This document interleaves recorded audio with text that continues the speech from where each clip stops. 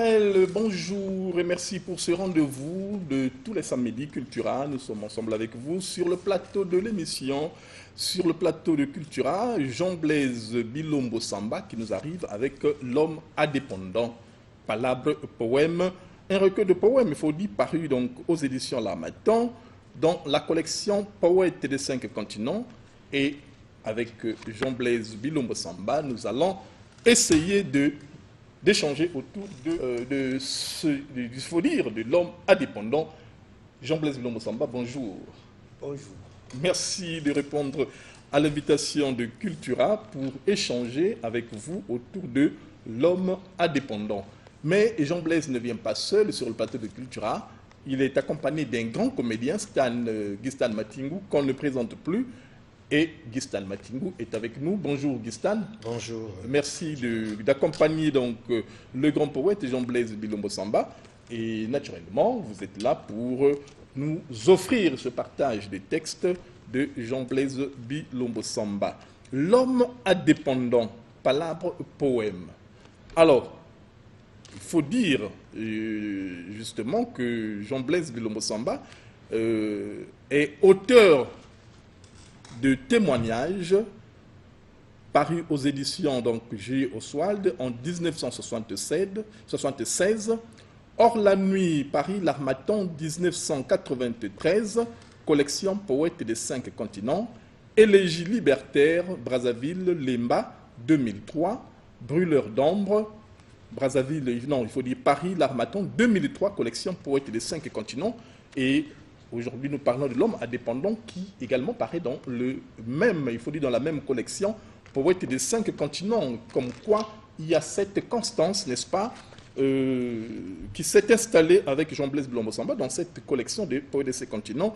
Et Jean-Blaise Bilombo Samba, vous êtes docteur en pharmacie et titulaire d'un DEA en sciences de l'environnement. Vous êtes de la génération qui refuse l'amnésie sociale, vous le dites. Et j'ai dit que vous avez déjà publié une somme donc de 4 recueils de poésie.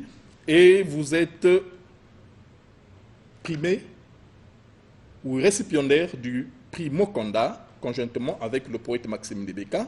Et en décembre 2016, vous avez été élevé au grade de commandeur dans l'ordre du mérite congolais. Une fois de plus, merci Jean-Blaise Bilombo Samba sur le plateau de Cultura, l'homme indépendant. Alors, il y a ce qualificatif indépendant qui vient, il faut dire, qui se présente comme un néologisme, on le sait, bien certainement, vous allez indépendant, indépendance, et lorsqu'on regarde quelque part dans l'ouverture de ce que vous appelez l'ouverture, à l'ouverture, vous présentez le grand poète Sédar Senghor, qui...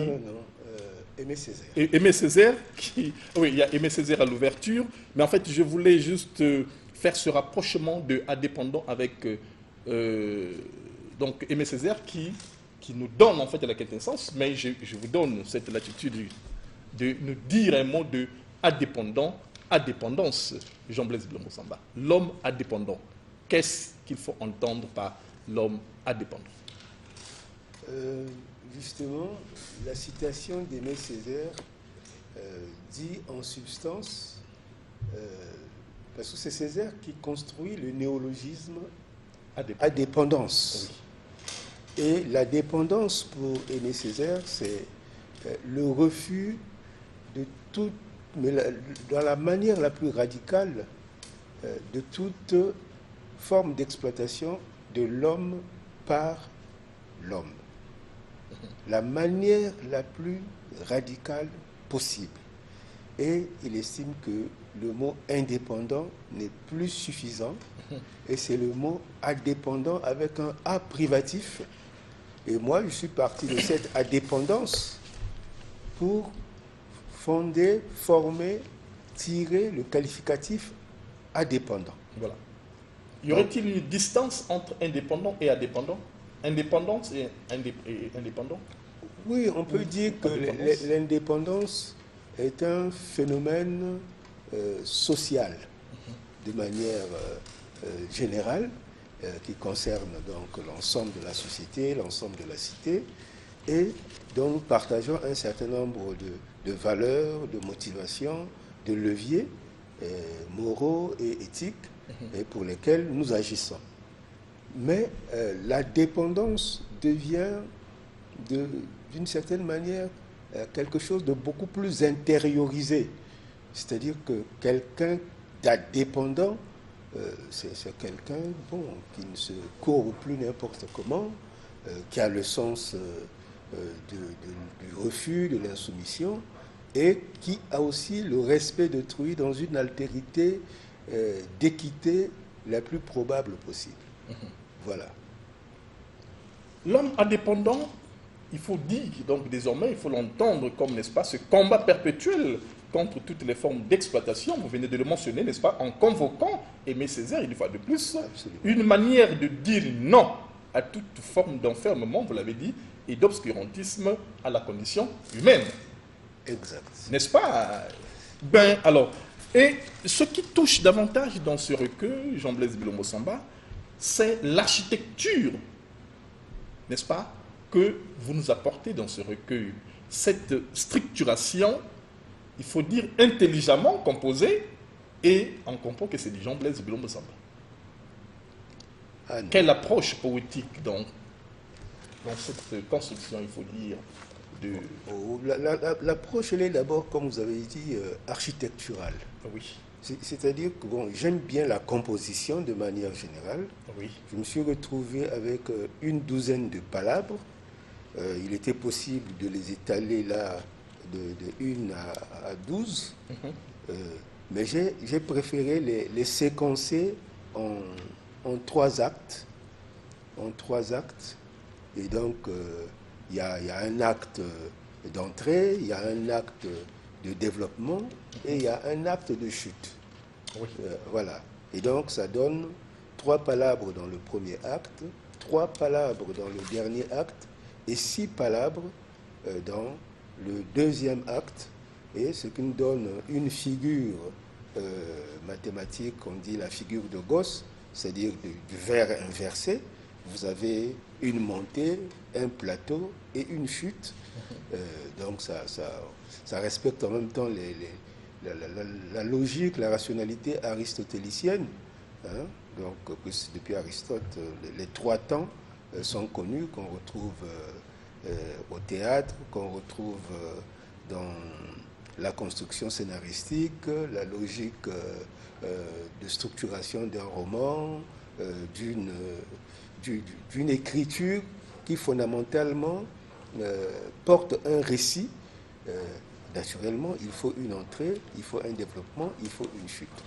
Et donc, c'est ce que j'ai voulu reprendre dans L'homme indépendant, de telle sorte que, au départ, ce n'est pas seulement une question de date, mais les textes de départ sont des textes qui ont une certaine,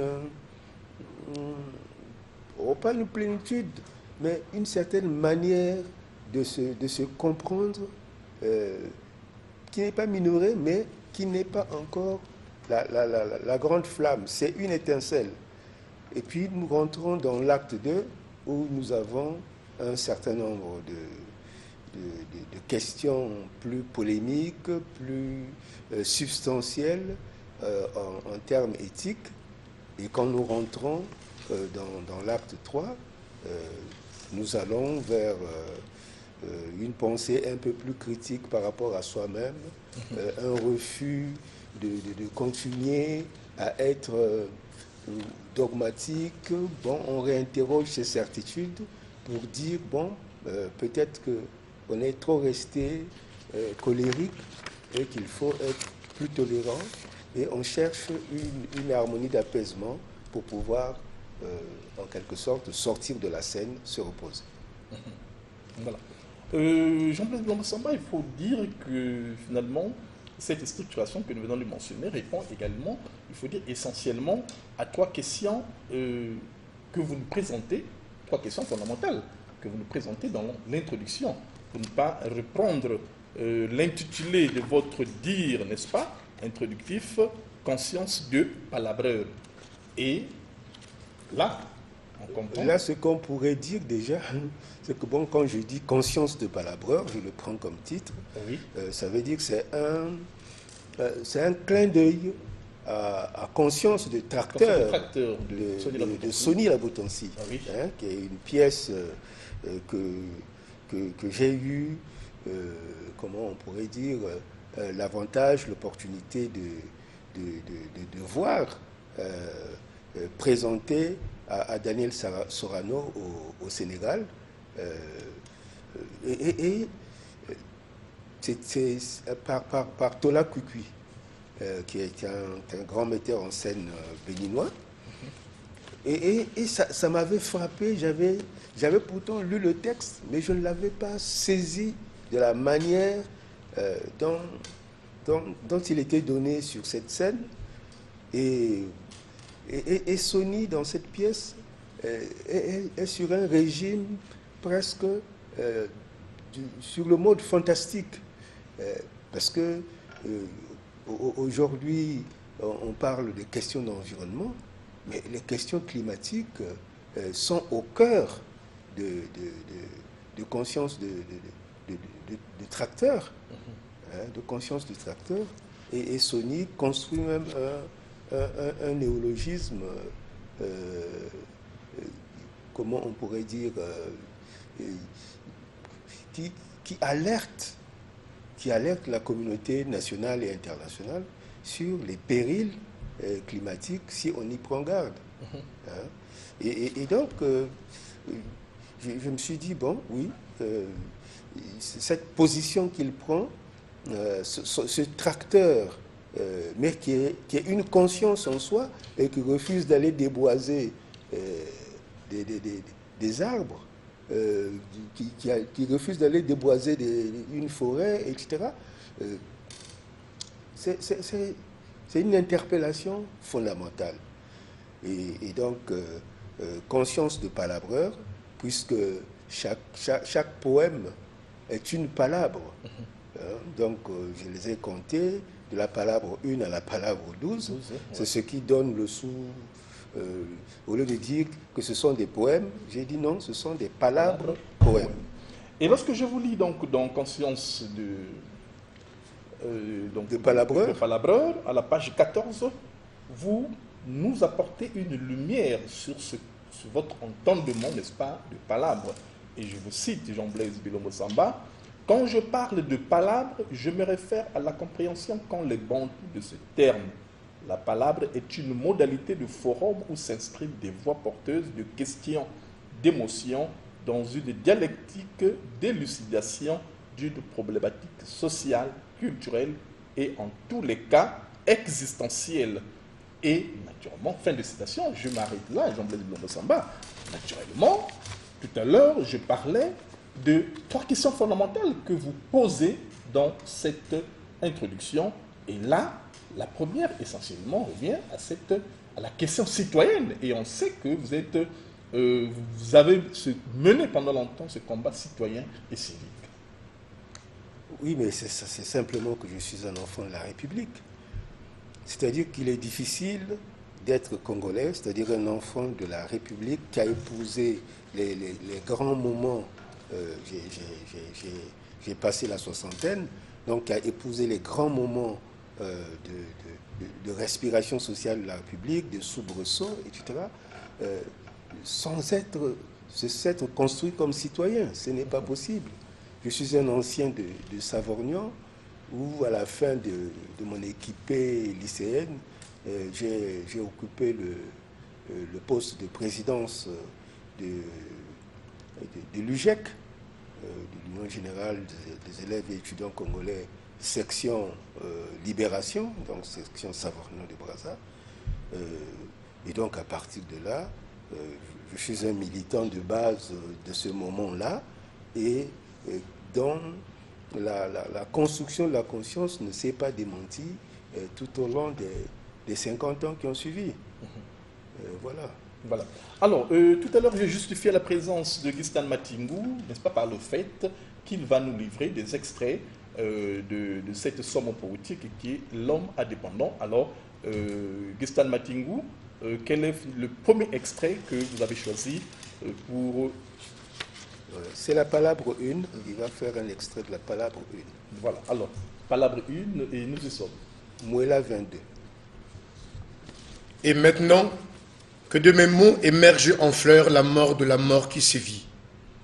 J'ai traversé la forêt des barbituriques, la parole à la main, comme un kondokanda, lampe à huile des temps jadis et des nudités présentes.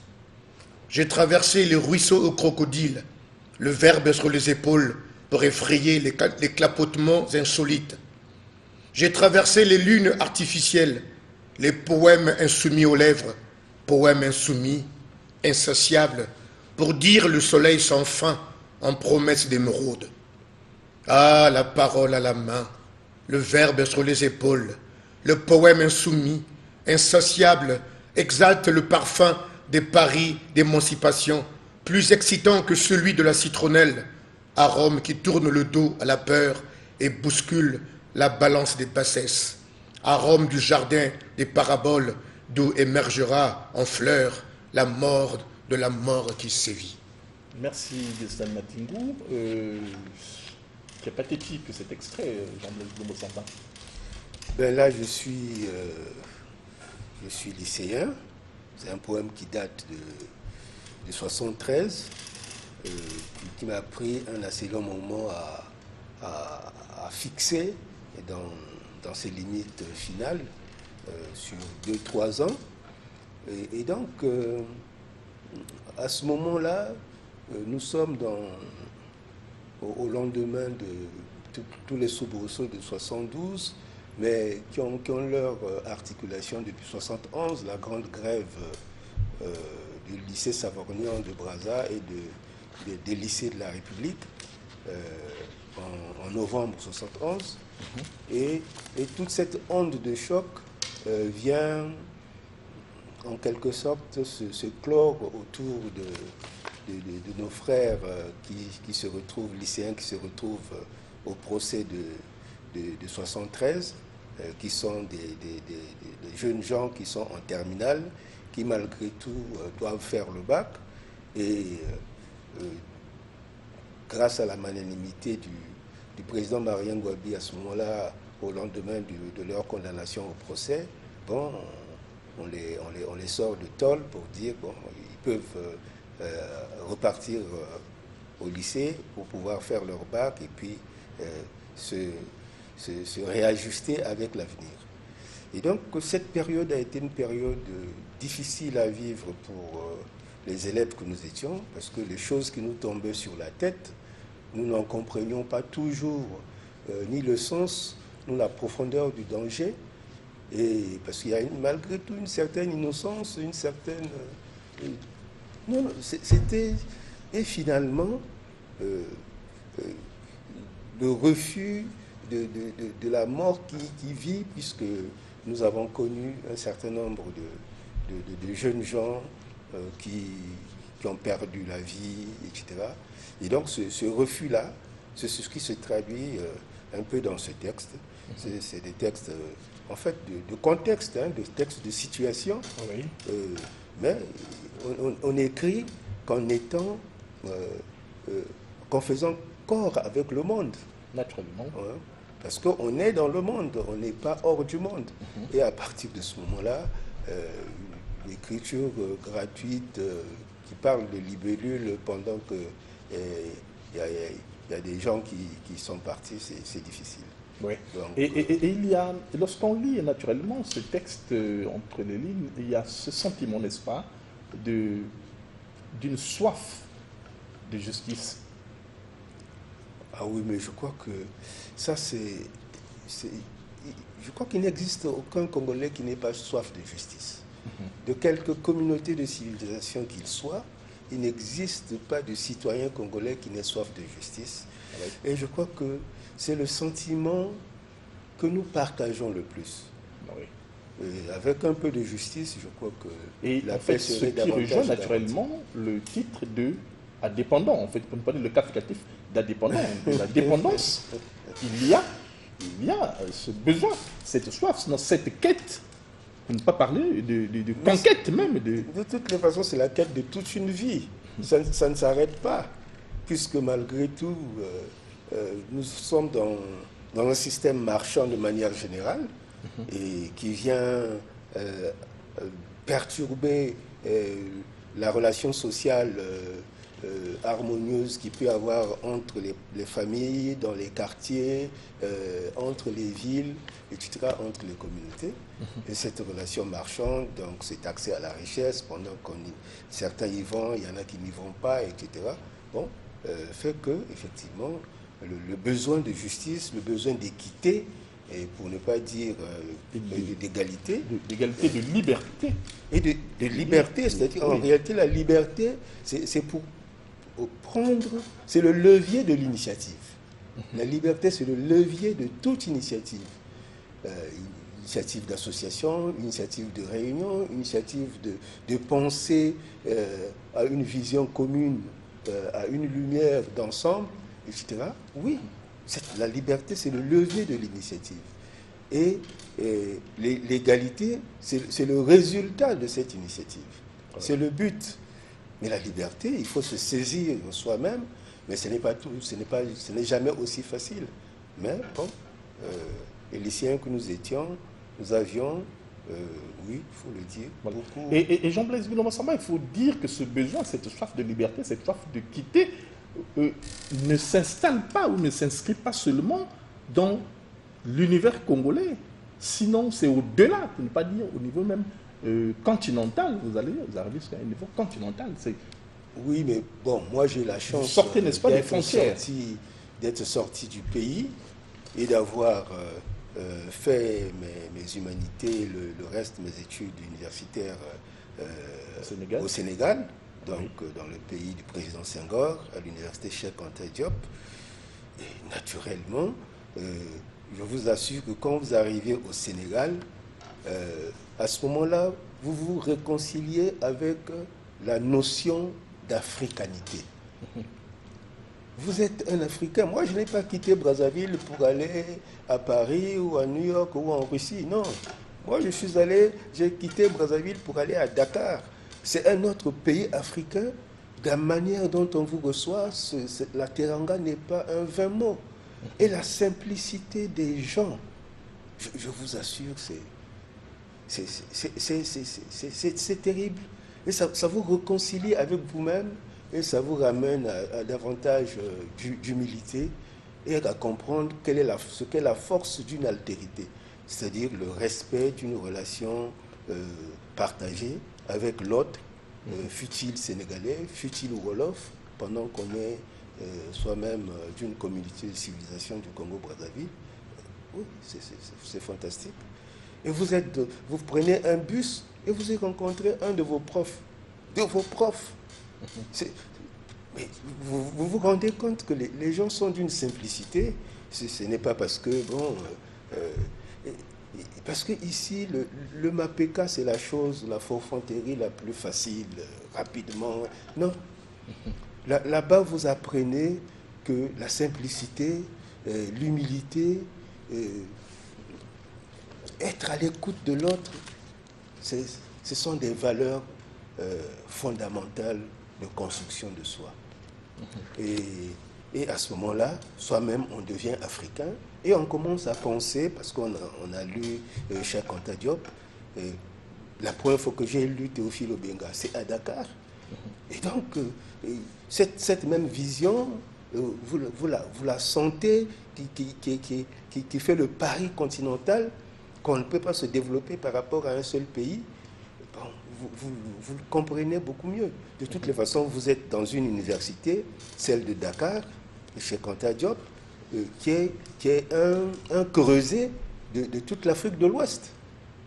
Tous les pays environnants, on voit leurs étudiants.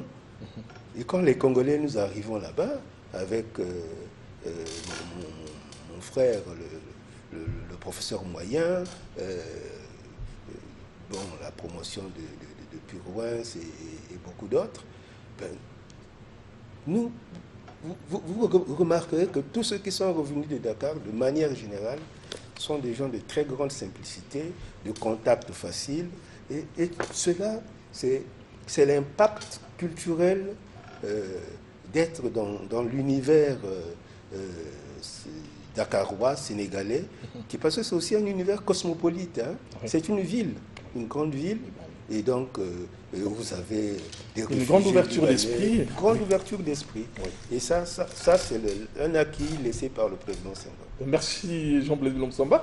Et donc, je me retourne du côté de Gistan Matingou. Gistan, qu'est-ce que tu nous offres déjà? Palabre 3. Palabre 3. Freeman, tu es déterreur d'aube. Tu es défricheur de chemins d'aventure qui parlent des feux fraternels du bout du monde, qui parlent du premier petit oiseau dans l'orage. Tu es voici bûcheron, abatteur de murs et autres prisons. L'astre des songes illumine le chemin d'homme.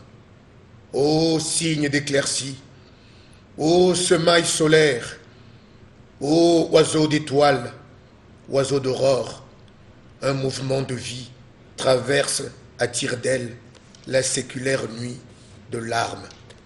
Freeman, les oiseaux plein la voix, la vie plein les poches, je fais les poches à la mort. Ah oui, Palabre 3. Alors, Jean-Blaise. C'est Transmuntu Blues, la Palabre 3. C'est ça le titre, Transmuntu Blues. Oui. Bon, le blues, je suis toujours un peu dans le blues, je ne me suis pas encore totalement éloigné des situations de difficulté dans lesquelles on est. Et donc, j'essaie d'appeler à ma rescousse cet homme libre, Freeman, pour qui j'ai de l'admiration, parce que je l'aperçois ou je le perçois comme quelqu'un, comme on dit, capable de casser les murs des prisons, je veux dire des prisons mentales, d'abord, et prioritairement, des prisons mentales. Quand on n'est pas capable de réfléchir, capable de se projeter à partir d'un certain nombre d'idéaux, on n'est pas capable de changer les choses. Et c'est cela qu'il faut que nos jeunes enfants, nos jeunes frères réapprennent, dont ils doivent se réapproprier, parce qu'il y a beaucoup de laisser aller, parce que bon, la vie facile, ou bien parce qu'on est tellement déçu, on n'a pas d'issue, mais il faut fourbir les ressorts de la projection. Toujours refuser qu'on passe son temps à être piétiné, et quand on est libre dans sa tête, ben, on a la liberté de pouvoir tout envisager. On ne peut pas passer son temps à pleurer. Okay.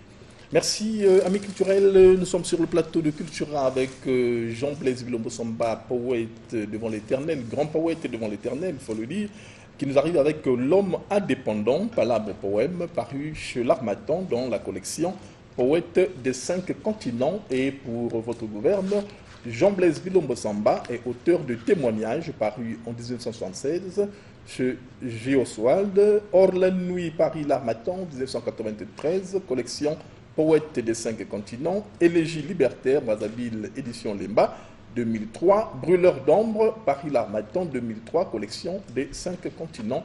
Aujourd'hui, sur le plateau de Cultura, Jean-Blaise Bilombo Samba pour échanger autour de l'homme indépendant.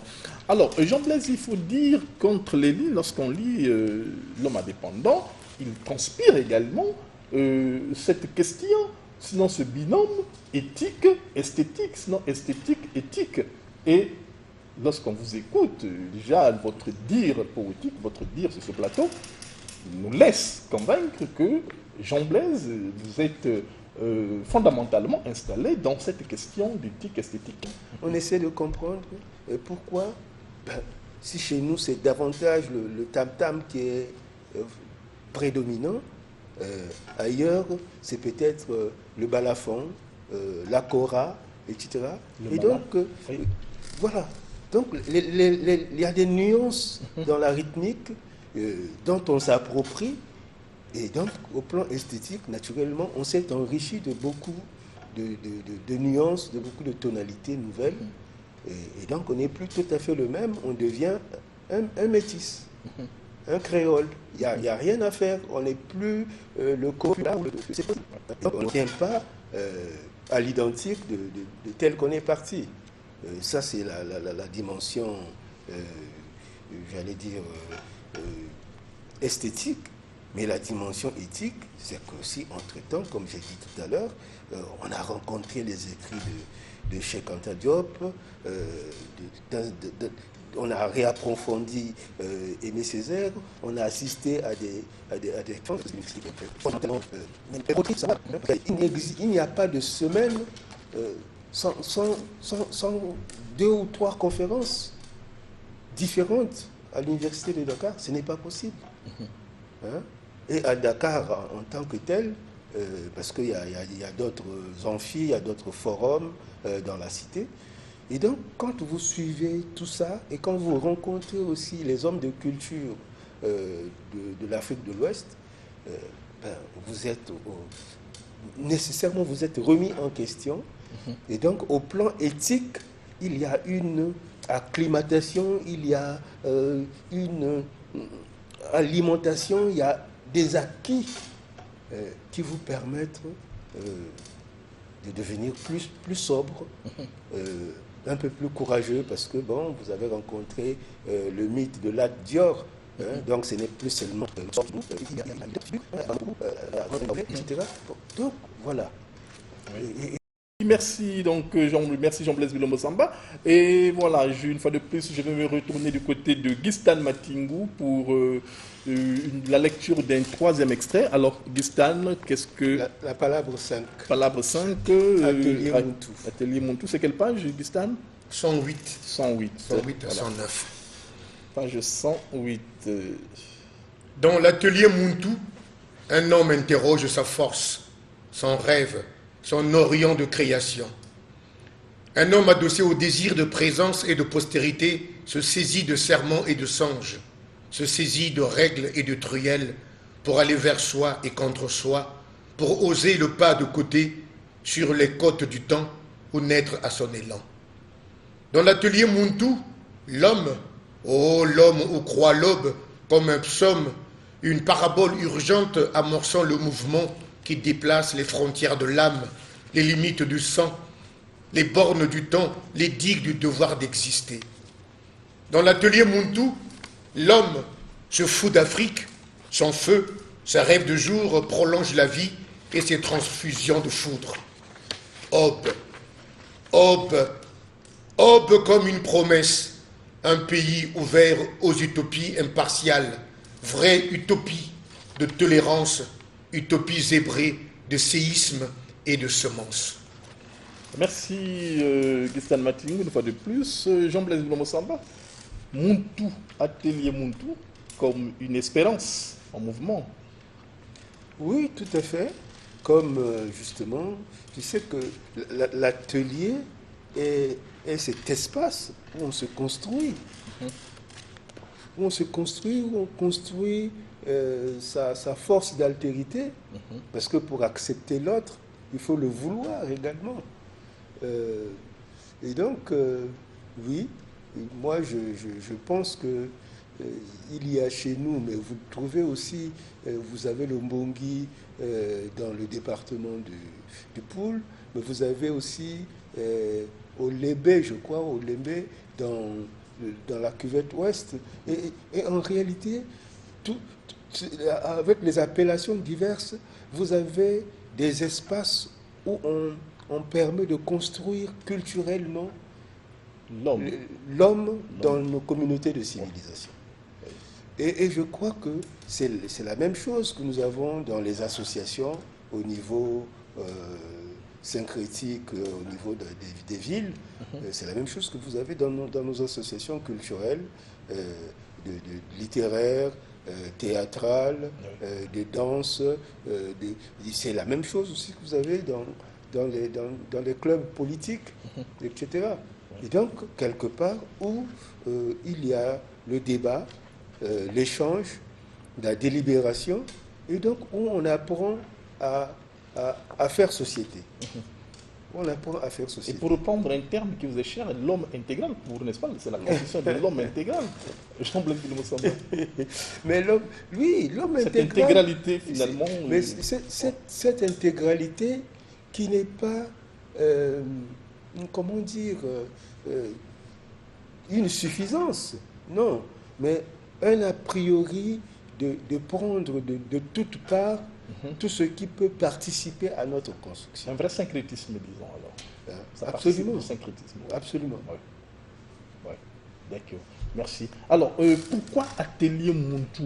C'est vrai que vous avez parlé de cette construction, c'est vrai.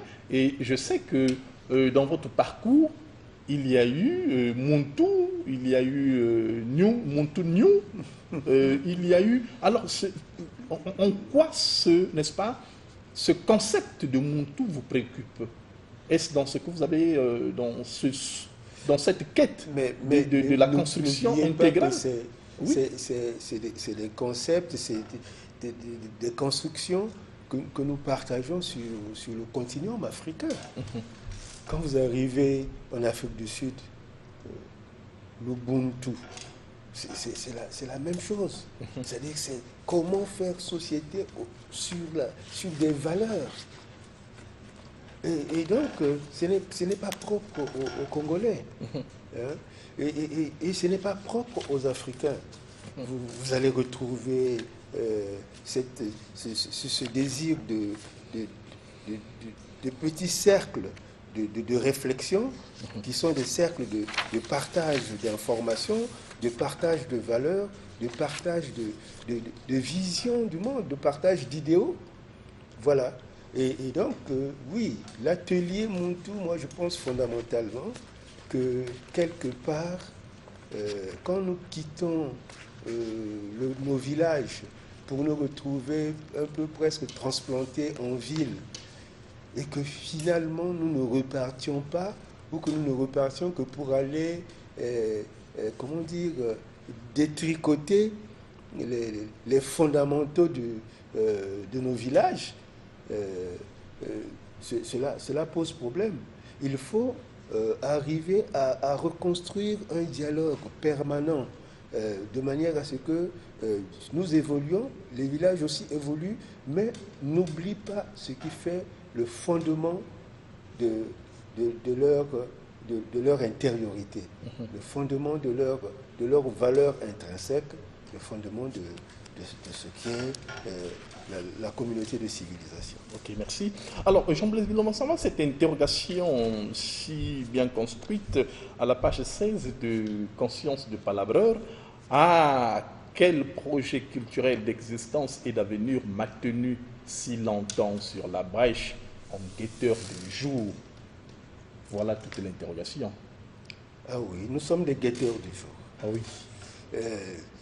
Nous sommes des guetteurs parce que voulez-vous, nous n'avons pas toujours tous les moyens de la transformation tels que nous les souhaitions en fonction de nos idéaux, mais nous guettons le jour parce que bon, nous restons trop arrimés à la nuit, aux ombres clair-obscur, etc. Et quand le jour arrive, quand le lever du soleil est là, la vie reprend. La vie reprend. Et donc, oui, nous voulons le jour pour le plus grand nombre. Nous souhaitons le jour pour le plus grand nombre. Nous aspirons au jour pour le plus grand nombre. Et le jour, c'est manger à sa faim, faire des études, avoir une scolarité normale, pouvoir scolariser ses enfants et avoir accédé à des espaces de soins, de santé, qui ne soient pas excessivement onéreux ou pourquoi pas gratuits, etc. Et donc avoir un minimum vital qui permet de n'avoir pas à être colérique du matin au soir et finalement tomber parce que la tension est tellement montée que vous voilà foudroyé par un AVC, un accident cardiovasculaire. Bon, ce n'est pas bon. Alors, Jean-Blaise Bilombo-Samba, au terme de cette introduction, donc conscience de Palabreau, vous exprimez comme ceci, je vous cite, à l'issue de cette si longue distance temporelle d'attention, d'écriture et d'attente, par quel chemin de guérison reprendre le voyage de mon humanité aventureuse pour espérer me réparer, me renouveler et me projeter dans un rêve d'horizon citoyen habitable? C'est une interrogation que vous posez. Quelque chose de l'ordre du rêve solaire me meut presque aux larmes ici, sur les marges encore dangereuses de l'adieu à la barbarie. Je pense venu le temps de faire bouger les frontières de mon espace personnel et donner libre cours à la voix intérieure en syllabes génératives de soi. Fin de citation. Très belle préoccupation, une très belle interrogation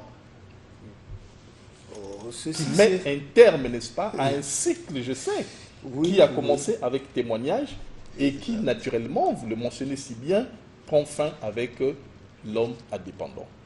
Oui, j'ai la prétention de penser que mes prochaines productions poétiques vont davantage s'occuper du chaos de moi-même, c'est-à-dire de mon intérieur agité, parce que nous sommes transformés justement par le parcours politique de notre pays à être trop arrimés à la vision politique des choses, comme si au niveau social, au niveau intérieur, au niveau familial, il n'y avait pas des enjeux de construction de soi qui soient tout aussi fondamentaux. Et donc, j'espère bien que à partir de 2022, ce que je proposerai aux éditeurs, c'est des horizons nouveaux. Bon, j'ose le croire, qui vont prendre la distance avec le cycle citoyen, de oui, parce que le cycle citoyen est trop politique. Vous avez beau faire, c'est difficile. Et puis bon, on a pris aussi un peu d'âge, on a quelques rondeurs, les cheveux blancs qui commencent, etc. Donc tout ceci fait que bon, il faut peut-être interpeller la sagesse, qu'elle nous arrive, qu'elle nous fortifie et que nous soyons moins vindicatifs. Merci Jean-Blaise Bilombo-Samba, et je me retourne donc pour mettre un terme à cet échange avec Jean-Blaise Bilombo-Samba du côté de Gistan Matingou. Un dernier extrait, Gistan, et nous sommes déjà à la fin de cet entretien. Je ne suis plus le porteur d'exaspération, ni d'aucune rage.